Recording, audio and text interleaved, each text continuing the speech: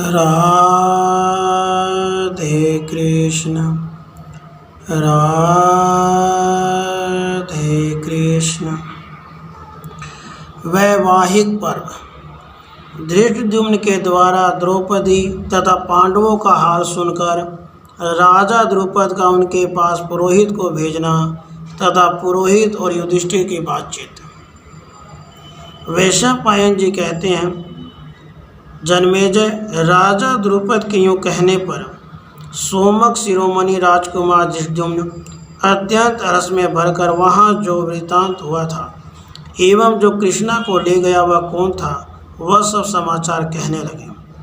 धृष्टद्युम्न बोले, महाराज, जिन विशाल एवं लाल नेत्रों वाले कृष्ण मृग चरमधारी तथा देवता के समान मनोहर रूप वाले तरुण वीर ने श्रेष्ठ धनुष पर प्रत्यंचा चढ़ाई और लक्ष्य को वेद कर पृथ्वी पर गिराया था, वे किसी का भी साथ न करके अकेले ही बड़े वेग से आगे बढ़े।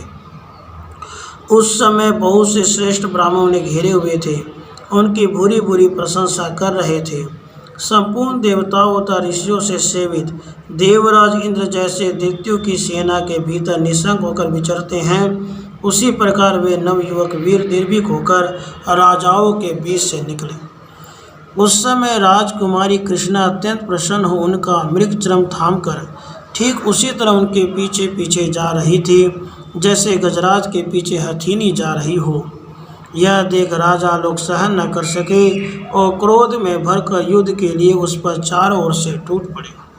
तब एक दूसरा वीर बहुत बड़े वृक्ष को उखाड़कर राजाओं की उस मंडली में कूद पड़ा और जैसे कोष में भरे हुए यमराज समस्त प्राणियों का संहार करते हैं, उसी प्रकार वह उन नरेशों को मानो काल के गाल में भेजने लगा।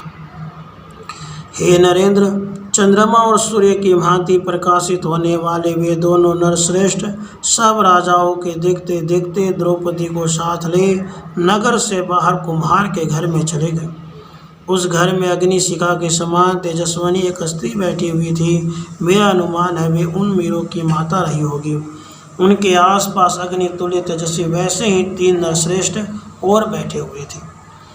इन दोनों वीरों ने माता के चरणों में प्रणाम करके द्रौपदी से भी उन्हें प्रणाम करने के लिए कहा। प्रणाम करके वहीं खड़ी हुई कृष्णा को उन्होंने माता को सौंप दिया और स्वयं वे नरश्रेष्ठ वीर भिक्षा लाने के लिए चले गए।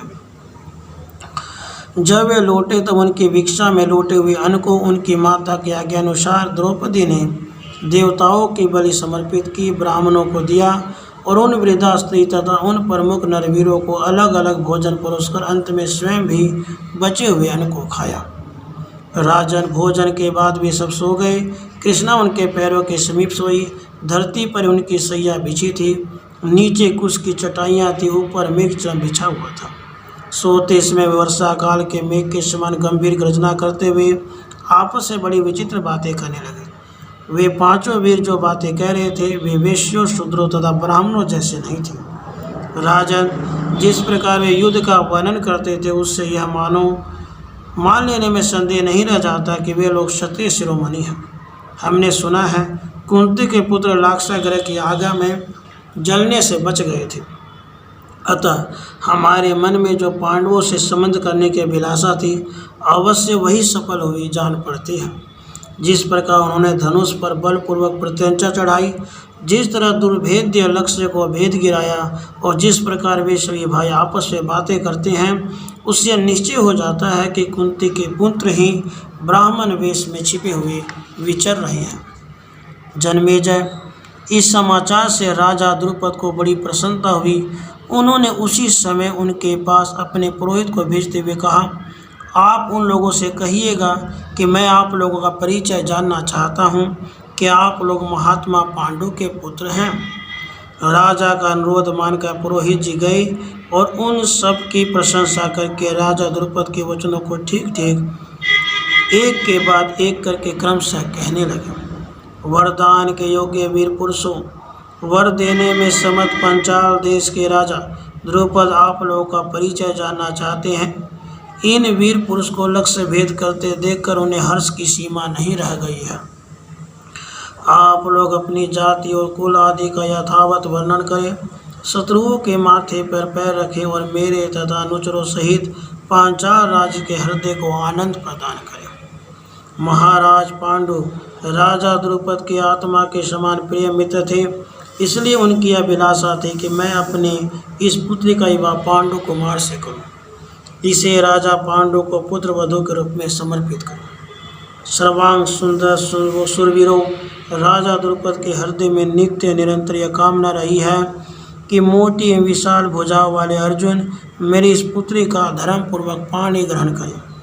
उनका यह कहना है कि यदि यह मेरा मनोरथ पूर्ण हो जाए तो मैं समझूंगा कि यह मेरे शुभ कर्मों का फल प्राप्त हुआ है। यही मेरे लिए यश, पुण्य और कीर्ति की बात होगी। जब विनयशील पुरोहित जी यह बात कह चुके तब राजा युधिष्ठिर ने उनकी ओर देखकर पास बैठे हुए भीमसेन को यह आज्ञा दी कि उन्हें पाद्य और अर्घ्य समर्पित करें। वे महाराज द्रुपद के माननीय पुरोहित हैं, अतः इनका हमें विशेष आदर सत्कार करना चाहिए। जन्मेजय तब भीमसेन ने पाद्य अर्घ्य निवेदन करके उनका विधिवत पूजन किया। उनकी दिव्य पूजा को प्रसन्नतापूर्वक ग्रहण करके पुरोहित जी जब बड़े सुख से आसन पर बैठ गए तब राजा युधिष्ठिर ने उन ब्राह्मण देवता से इस प्रकार कहा। ब्राह्मण, पांचाल राज द्रुपद ने यह कन्या अपनी इच्छा से नहीं दी है। उन्होंने अपने धर्म के अनुसार लक्ष्यवेद की शर्त करके अपनी कन्या देने का निश्चय किया था। उस वीर पुरुष ने उसी शर्त को पूर्ण करके वह कन्या प्राप्त किया। राजा ने वहाँ वर्ण, शील, कुल और गोत्र के विषय में कोई अभिप्राय नहीं व्यक्त किया था। धनुष पर प्रत्यंचा चढ़ाकर लक्ष्यवेद कर देने पर ही कन्यादान की घोषणा की थी। इस महात्मा वीर ने उसी घोषणा के अनुसार राजाओं की मंडली में राजकुमारी कृष्णा पर विजय पाई है। ऐसी दशा में सोमक वंशी राजा द्रुपद को अब सुख का भाव करने वाला संताप नहीं करना चाहिए। हे ब्राह्मण, राजा द्रुपद की जो पहले की अभिलाषा है वह भी पूरी होगी। इस राजकन्या को हम सर्वथा ग्रहण करने योग्य एवं उत्तम मानते हैं। कोई बलहीन पुरुष उस विशाल धनुष पर प्रत्यंचा नहीं चढ़ा सकता था। जिसने अस्त्र विद्या की पूर्ण शिक्षा न पाई हो, ऐसे पुरुष के अथवा किसी नीच कुल के मनुष्य के लिए भी उस लक्ष्य गिराना असंभव था। अतः पांचाल राज को अब अपनी पुत्री के लिए पश्चाताप करना उचित नहीं है। इस पृथ्वी पर उस वीर के सिवा ऐसा कोई मनुष्य नहीं है जो उस लक्ष्य को भेद सके। राजा युधिष्ठिर यो कह ही रहे थे कि पांचाल राज द्रुपद के पास से एक दूसरा मनुष्य समाचार देने के लिए शीघ्रतापूर्वक आया कि राजभवन में आप लोगों के लिए भोजन तैयार है। इस प्रकार से महाभारत आदि पर्व के अंतर्गत वैवाहिक पर्व में पुरोहित युधिष्ठिर संवाद विषयक 192वां अध्याय पूरा हुआ। राधे कृष्ण, राधे कृष्ण।